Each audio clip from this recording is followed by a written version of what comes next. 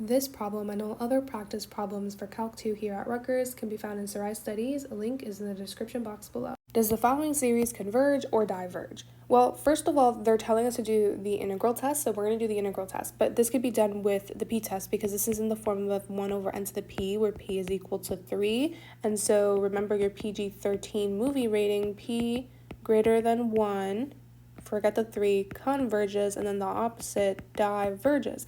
And p is equal to 3, which is greater than 1, therefore the series converges, and we answered the question, okay? But they want us to use the integral test, so we're going to do that. So we always start with letting a function be your sequence, but wherever you see n, you replace it with x, so it's going to be that. And then this function has to meet 3 conditions in order for you to use the integral test, but more likely than not on a test, if they're telling you to do the integral test, it's because you can use the integral test. So I leave the conditions as the last thing, and I go straight into the process. The idea of the integral test is we take the limit as n approaches infinity of the integral from, and then whatever number you see here, so that's 1, to n of your function, which is 1 over x cubed. By the way, I just realized I forgot to add the dx in the last video, so my bad on that. We can rewrite this to be x to the negative 3. To find the antiderivative of this, you do plus 1, which is negative 2, and then you divide by that same thing. So then you can pull out negative 1/2 x to the negative 2. That's all being evaluated from 1 to n. Then this can be rewritten as negative 1 over 2x squared. And then fundamental theorem of calculus says take this, plug in n, and then minus take the same thing but plug in 1 this time. So this just becomes positive 1/2, and then we would plug in infinity. Infinity squared is still just infinity, times 2 is still going to be infinity. And we know that 1 whole divided into infinitely small pieces becomes infinitely smaller, so small it cancels out to be 0. So we're left with this being equal to 1/2, and because it's a finite number, therefore we can say that the series converges, but in order to really say that, you have to make sure that you were allowed to use the integral test in the first place by checking that all 3 conditions are met. How do I remember the conditions? Well, it's literally in the word integral. Just write the L kind of like this, and then draw your little shape. That's your little L, and tell me 3 things about this curve right here. Number 1, it's positive because it's above the x-axis. Number 2, it's continuous because it's a smooth curve. There's no holes, there's no stopping, there's no jumping, there's no cusp, and it's defined at every point. And number 3, it's decreasing because it's literally going down. So the L, just draw it a little curved, and that's your graph. And then you just tell me 3 things about that graph. Those are your conditions. So you're trying to make sure that this function is positive. So here, this doesn't require that much explanation. You just say f of x is positive for all x greater than or equal to, and then whatever number you see here. Because all we have are n's, or x's in this case, and n is only going to be greater than or equal to 1, so therefore everything we're going to put in there is positive, and nothing in here makes the input negative, so therefore f of x is positive for all x greater than or equal to 1. Then we say f of x is continuous, and this requires some explanation. You ask yourself, what does it mean for a function to be continuous? And one of the definitions is that it's defined at every single point. So you just look at your function and you ask yourself, okay, is there any way that this can be undefined? Yeah, when the denominator is 0. So you don't want x to be 0. And so really, you say f of x is continuous for all x greater than or equal to 1. Basically the same number that's here, because f of x is defined for all x greater than or equal to 1. So to prove that this function is decreasing, you have to check that the derivative is negative. So if f of x is equal to 1 over x cubed, and f prime of x is going to be equal to its derivative, this is really just x to the negative cube. So using the power rule, you can bring up negative 3, and then minus 1, that becomes negative 4, and then you can rewrite it as negative 3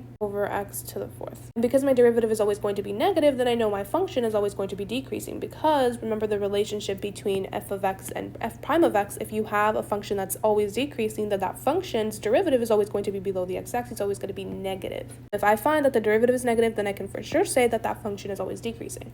And that's what we want. We want it to always be decreasing. So f of x is decreasing because f prime of x is negative 3x4 negative. And all the conditions are met, and we use the integral test, and we got 1/2, which means that because it's a finite number, not infinity, this series converges. So let's go ahead and write a conclusion. Since, and then you write your 3 conditions, and the limit as it approaches infinity of the integral from 1 to n, 1 over x cubed dx is equal to 1/2. The integral test implies the given series converges.